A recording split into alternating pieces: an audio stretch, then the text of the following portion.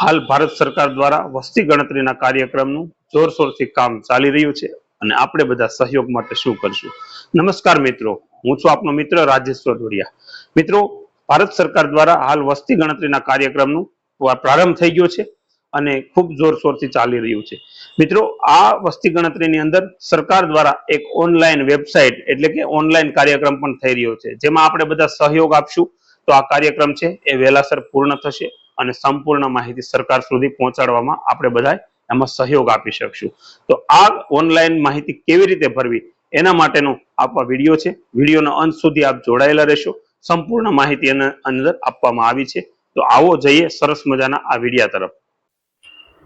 સૌપ્રથમ ગૂગલમાં જઈ અને આ વેબસાઇટ આપેલી છે એમાં આપણે લોગિન કરવાનું છે sccensus.gov.in.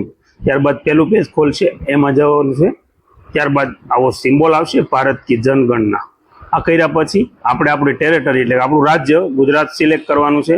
ત્યારબાદ આપેલા જે કેપ્ચા છે એ કેપ્ચાને વ્યવસ્થિત રીતે આપણે અંદર એન્ટર કરવાના છે, એટલે કે અંદર નાખવાના છે. અને ત્યારબાદ આગળની પ્રોસેસ છે એમાં વેરીફાઈ અને પ્રોસેસમાં જવાનું. આ ઓકેનો મેસેજ આવશે, આ રીતે ખુલશે. ફરી પાછા આપણે આગળ જશું એટલે આપણું અંદર નામ નાખવાનું આવશે. ત્યારબાદ આપણો મોબાઈલ નંબર પણ નાખવાનો આવશે. યાદ રાખજો મિત્રો, ઘણીવાર નામ નાખતી વખતે 2-3 અક્ષર ટાઈપ કરો તો ડિસ્પ્લે જતી રહે છે, પરંતુ એમાં ચિંતા કરવાની જરૂર નથી. 1 by 1 એક અક્ષર આ રીતે આપણે પ્રેસ કરતા જશું એટલે આગળની માહિતી છે એ ભરાતી જશે. ત્યારબાદ આ આપણો મોબાઈલ નંબર મેં અહીંયા બ્લેન્ક કરી દીધેલો છે, કારણ કે આપણે કોઈને આપવાનો નથી. ખાસ ધ્યાન રાખશો, મોબાઈલ નંબર અને ઓટીપી ક્યારેય પણ કોઈને આપવાનો નથી, એની ચોક્કસથી ધ્યાન રાખશો, જેના કારણે ફ્રોડ ન થઈ શકે. આ રીતે નાખ્યા પછી ઓટીપી આવશે, જે ઓટીપી આપણે એન્ટર કરવાનો છે. જો અત્યારે ડિસ્પ્લેની અંદર મારો ઓટીપી એન્ટર થઈ રહ્યો છે, પણ ત્યાં અમે વ્હાઇટ પટ્ટી મૂકી દીધી છે, કારણ કે ઓટીપી આપણે શેર કરવાનો નથી. એટલું ખાસ ધ્યાન રાખવાનું. આ કર્યા પછી આગળની પ્રોસેસમાં તમે જશો એટલે તરત આવશે આપણી ભાષા સિલેક્ટ કરવાની. જેમાં જે રાજ્ય હોય, આપણે ગુજરાતી છીએ તો ગુજરાત સિલેક્ટ કરવાનું અને આ રીતે ઓકે કરશો. આગળ વધશો એટલે ફરી પાછો આપણો વિસ્તાર, જિલ્લો અને પિનકોડ નંબર ખાસ લખજો, જેથી કરીને પિનકોડ નંબર જેવો લખશો ને એવું તમારા રેસિડેન્સ એરિયાના વિસ્તારનો મેપ છે એ નીચેના ભાગમાં આવી જશે. ગામડું હોય તો વાંધો નથી, પણ શહેરમાં થોડું ગોતવું અઘરું છે, એટલા માટે આપણે આવી રીતે જ્યાં પણ આવ્યું તે ખાસ ધ્યાન રાખજો. આ ગૂગલની જે સ્ક્રીન ખુલે ત્યારે આપણે 2 આંગળીથી સ્ક્રોલ કરવાનું છે. 1 આંગળીથી સ્ક્રોલ કરશો તો પરફેક્ટ લોકેશન આવવાના ચાન્સીસ ઓછા છે. આમ જે મેં નાખ્યું મારા ગામનું નામ, એ રીતે મેં પિનકોડ અને ગામનું નામ નંબર નાખ્યું એટલે તરત મારા ગામનો નકશો છે એ ખુલી ગયો અને એના ઉપર મેં રેડ માર્ક જે એરો છે એ એન્ટર કરી દીધો. આ જેવો એન્ટર કરી અને આપણે પરફેક્ટ મૂકીશું એટલે આપણું રહેણાંકનું જે પેરામીટર્સ છે એ પણ આની અંદર બતાવશે અને એ પરફેક્ટ રીતે અહીંયા સેટ પણ થઈ જશે. અને થઈ ગયા પછી આપણે આ સ્થળની પુષ્ટિ એટલે કે એની ખાતરી કરવાની કે આ યોગ્ય સ્થળ આપણું ચોક્કસ છે કે નહીં.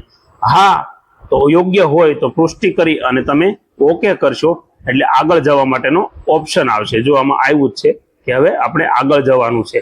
અને ત્યારબાદ હવે છે જનગણનાના જે મુખ્ય પ્રશ્નો છે અહીંથી ચાલુ થાય છે. જેમ કે આપણા મકાનમાં ભોંયતળિયામાં કયો સામાન વપરાયેલો છે, એટલે કે કાચું મકાન, પાકું મકાન વગેરે વગેરે આપણે લાગુ પડતી તમામ માહિતીઓ આમાં સ્પષ્ટપણે આપણે ભરી દેવાની છે. ત્યાર પછીનો છે તે જનગણનામાં દેવા એટલે કે દિવાલમાં કયું વપરાયું છે, એટલે કે કાચી દિવાલ, કાચી ઈંટોની દિવાલ, માટી, પથ્થર જે પણ લાગુ પડતું હોય એ એકદમ ચોકસાઈથી વ્યવસ્થિત રીતે આપણે એક પછી એક માહિતી છે એ ભરતા જશું અને આગળ ઉપર સ્ક્રોલ કરતા જશું. જે માહિતી ભરાતી જશે એમાં ટીક કરતું જવાનું અને ત્યાર પછી આગળ આપણે વધતું જવાનું અને છેલ્લે સેવ કરવાનું એટલે બીજું પેજ ખુલશે. આવી રીતે 1 by 1 જે પેજ છે એ ખુલતા જશે. પછી આપણા કુટુંબમાં જે સભ્યો હોય એ સભ્ય સંખ્યા, આ બધું જ વ્યવસ્થિત અને ચોકસાઈપૂર્વક લખશું. ખોટી માહિતી આપી અને આપણે રાષ્ટ્રના કામને ડિસ્ટર્બ નહીં કરીએ, એ આપણે હંમેશા માટે ધ્યાન રાખશું. આવી રીતે બધી જ વિગતવાર સંપૂર્ણ માહિતી સાચી અને યોગ્ય ભરતા જશું અને છેલ્લે આપણે આ બધું જ કર્યા પછી અમને સેવ કરવાનો ઓપ્શન પણ આવશે. જો અત્યારે આજે થઈ રહ્યું છે એ બધી માહિતી છે, હું પોતે મારી માહિતી ભરી રહ્યો છું, એમ તમારે તમારી માહિતી ખાલી ટીક કરવાનું જ છે, બસ. વિશેષ બીજું કંઈ જ નથી. એટલે આ બધી જ પ્રોસેસ આ રીતે આપણે કરતા જશું એટલે છેલ્લે એકદમ સેવ કરવાનો ઓપ્શન આવશે અને કમ્પ્લીટલી આપણી માહિતી છે એ ભરાઈ જશે. જો દરેક પેજની નીચે લખેલું છે સેવ કરો અને આગળ વધો. આ રીતે આપણે કરતા જશું એટલે આપણી જનગણનાની માહિતી છે એકદમ વ્યવસ્થિત રીતે ભરાઈ જશે અને ભર્યા પછી આપણને એક સ્ક્રીન ઉપર નંબર આપવામાં આવશે, એમનો આપણે સ્ક્રીનશોટ લઈ લેવાનો છે જે આપણે મોબાઈલમાં રાખવાનો. મિત્રો, હવે આપણા મોબાઈલની અંદર આપણી વસ્તી ગણતરીની રજીસ્ટર થઈ ગયું છે અને એનું સ્ક્રીનશોટ પણ આપણી પાસે છે. સાથે સાથે આપણા મોબાઈલની અંદર જે નંબર આપ્યો છે એમાં SMS પણ આવી જશે. જ્યારે પણ આપણા ઘરે વસ્તી ગણતરીના જે કંઈ કર્મચારીઓ નિમેલા છે એ આવે ત્યારે આપણે ફક્ત આ નંબર અને આ સ્ક્રીનશોટ એમને બતાવવાનો છે. ફરી એકવાર કહી દઉં કે કોઈ પણ વ્યક્તિને આના અંદર OTP આપવાનું નથી. વસ્તી ગણતરીના નામે પણ ઘણા બધા લોકો છેતરાશે, જેનો ખાસ ખ્યાલ રાખજો. કોઈએ છેતરાવાનું નહીં. કોઈ પણ વસ્તુની અંદર OTP કોઈને પણ ટેલિફોનિક આપવાનો નથી હોતો, એ યાદ રાખજો. સરકારશ્રી અને પ્રશાસક દ્વારા વારંવાર આ માહિતી આપવામાં આવે છે, છતાં પણ ઘણા લોકો છેતરાઈ રહ્યા છે. તો એનું આપણે સંપૂર્ણપણે ધ્યાન રાખીશું. આપને આ વિડીયો પસંદ આવ્યો હોય તો શેર કરજો, લાઈક કરજો, અમારા આઈડી અને યુટ્યુબ ચેનલને સબસ્ક્રાઇબ કરજો. ફરી આવી માહિતી જોવા માટે અમારી સાથે જોડાયેલા રહેશો. Thank you. જય હિન્દ, જય ભારત, જય ગરવી ગુજરાત.